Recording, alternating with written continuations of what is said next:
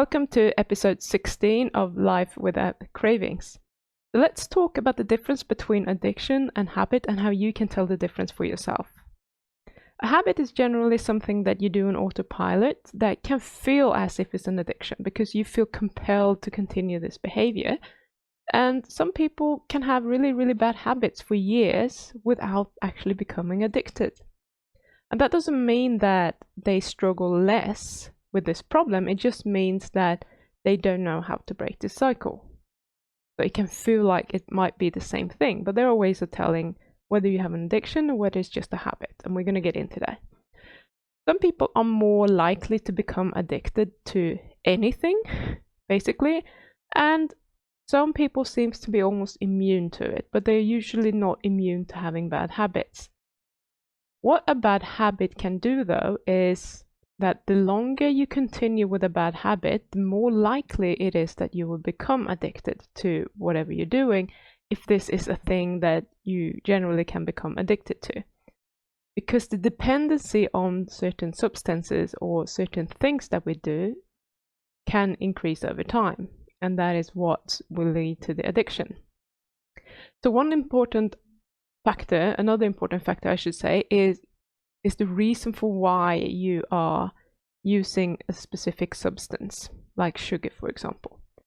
If you're only eating carbs in front of the TV at night with your partner as a nice way of socializing, it's just like this is your connection time with your partner, and it just feels good, and you only doing it when you are having connection time, for example. You don't spend a lot of time thinking about this outside of the evening in front of the TV with your partner.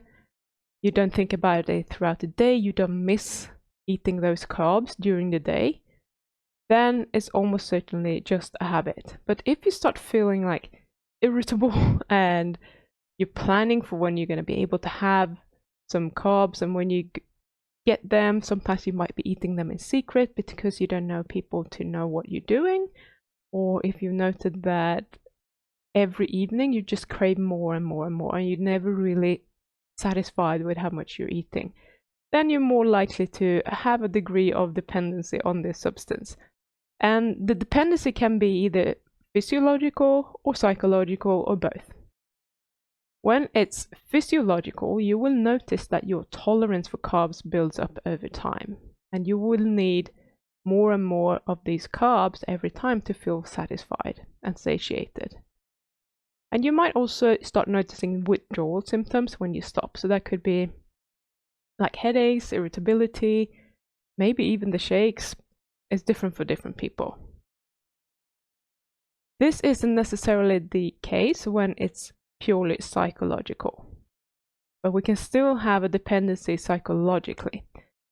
But what all addictions do is that they interfere with your life in a negative way.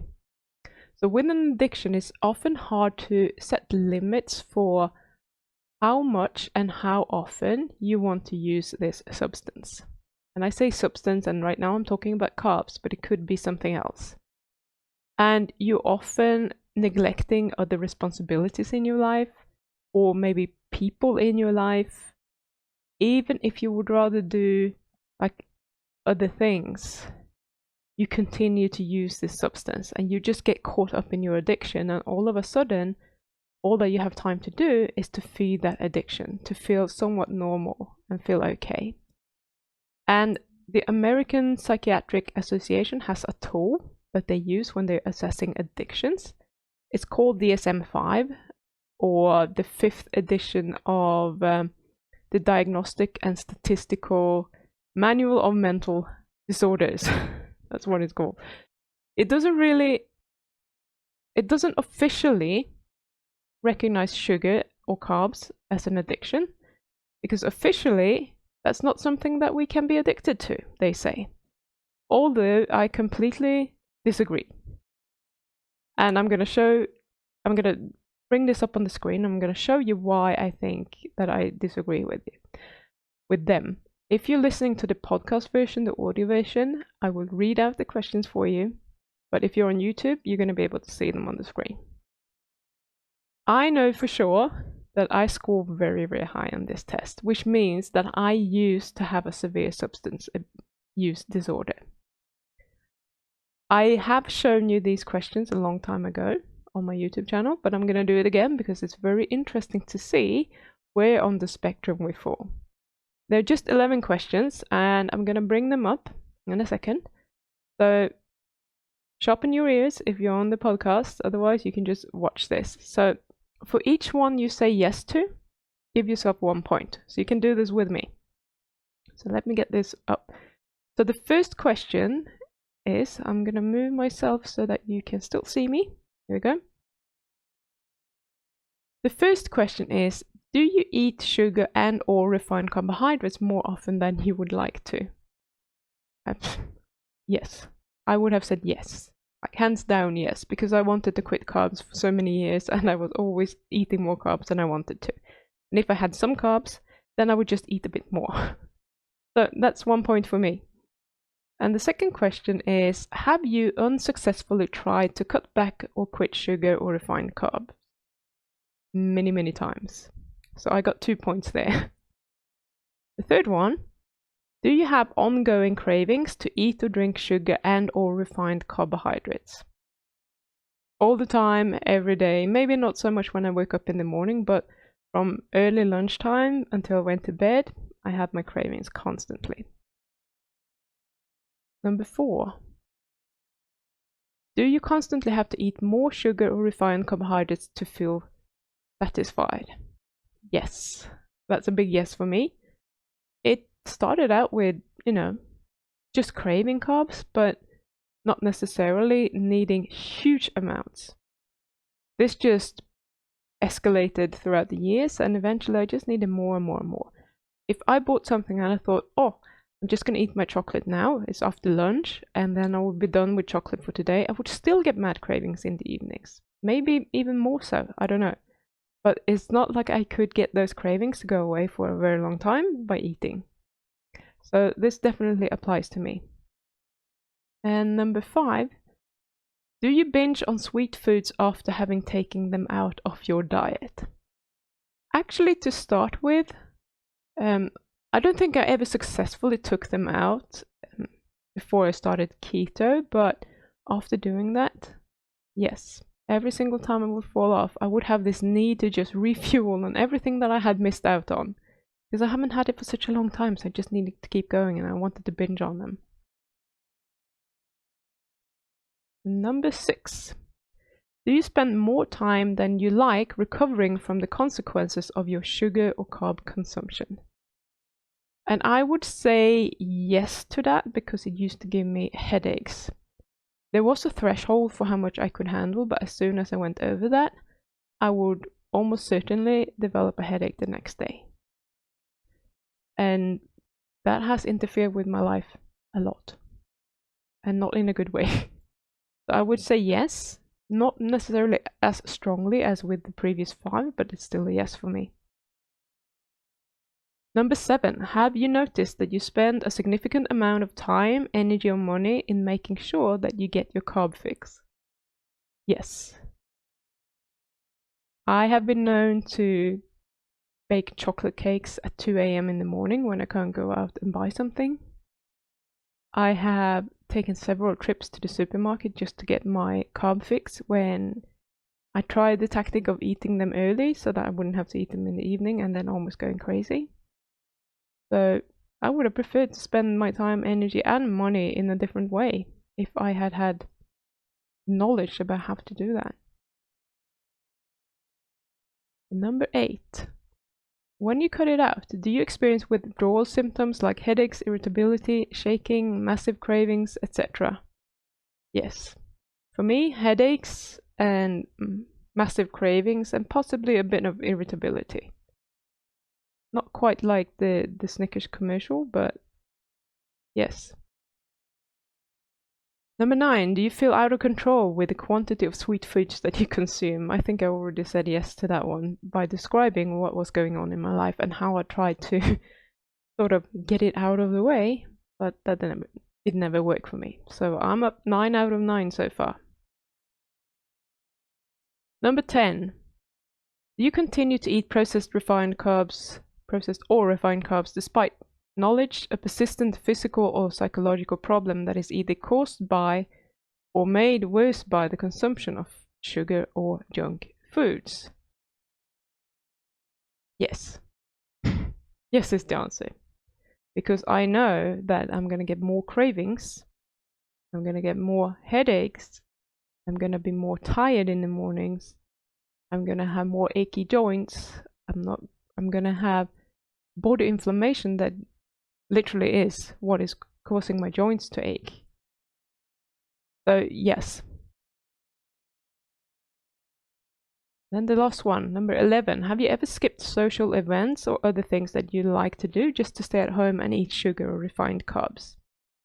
I'm going to have to say no on that one. I've never skipped it. I would rather see the social events or other things as an excuse to go out and get some free food. Because there will always be something that I like. So I was probably the opposite, although I have skipped social events because I'm an introvert and I don't like going to social events in general, but never because I wanted to sit at home and eat the carbs. So I would say that I scored 10 out of 11. And when you get to there, let me know in the comments, how much did you score? It's just interesting to know. And lastly, here is how you translate this. So if you have scored 3, you have a mild substance use disorder. If it's 4 or 5, you have a moderate substance use disorder. And if it's 6 or more, you have a severe substance use disorder. That's me. I used to have a severe substance use disorder when it came to sugar specifically. Not so much the carbs, but the more carbs I ate, the more sugar I wanted. Right, so I'm going to get rid of that and get back in position. So that's just interesting to know. So if you ever had the thought, like, am I addicted or is it just a bad habit? This can be a really useful tool to just have a look at that, answer the questions, and then you can see, like, maybe it's just actually a bad habit. Or maybe you're as addicted as I was. So whatever number you score, take it with a grain of salt. I mean, this is what they use, and they adapt it to all sorts of addiction, whether that be alcohol or porn or heavy drugs, whatever it might be. These are literally the questions that they use, but they do not recognize this because they don't think that carb addiction is something that is possible because carbs are food. And I completely disagree because these carbs are not the foods that we have evolved to eat. So that's why I took the freedom to just modify it for you. So whatever your number is, according to the DSM-5, I'm just going to say that because it's short, take it with a grain of salt.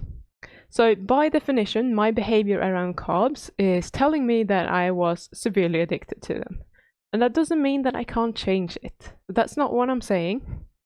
Because I did, and you can do it as well. So don't be too upset if you score high. I scored 10 out of 11. 11 out of 11 wouldn't have made a difference. It would still have been driving me crazy. Just know that you are currently hooked on the carbs. And unless you want the carbs to rule your life, you might want to do something about it. And I have 2 suggestions for you. The first one is that you sign up for my next challenge, Master Your Carb Cravings Challenge, which is starting on the 21st of November. It's a 7-day challenge where I will teach you all the tools that you need to set you up for success so that you can do this, so that you will be able to, if you implement them, you will be able to quit the carbs. And then you just go out, you practice that on your own. You will have access to me. I will be able to answer your questions. I'll be able to give you some coaching during this week. And you can find the link in the sign up page in the description. So just hop down there. But it's pimjansson.com/challenge. Or if you want a bit more help than that, I have a new group that is launching, which is called Quitting for the Last Time. And it will start tomorrow. But you need to be quick if you want to get in now, so send me an email straight away if you're interested in joining the group, and we'll just get you sorted. it's a very affordable alternative to working with me one-on-one. If you're someone who think that if I have direction, if I have some coaching, because there is some one-on-one coaching in there, we're meeting 6 times, and there is group coaching. If you think that this is a good format for you, if you're someone who can self-motivate to the point where if you have the material, you will just go and do it, this will suit you really well, and you will be doing just as well as anyone working with me one-on-one. Okay? If you need a little bit more than that, I do still take one-on-one clients, but I have limited spaces now.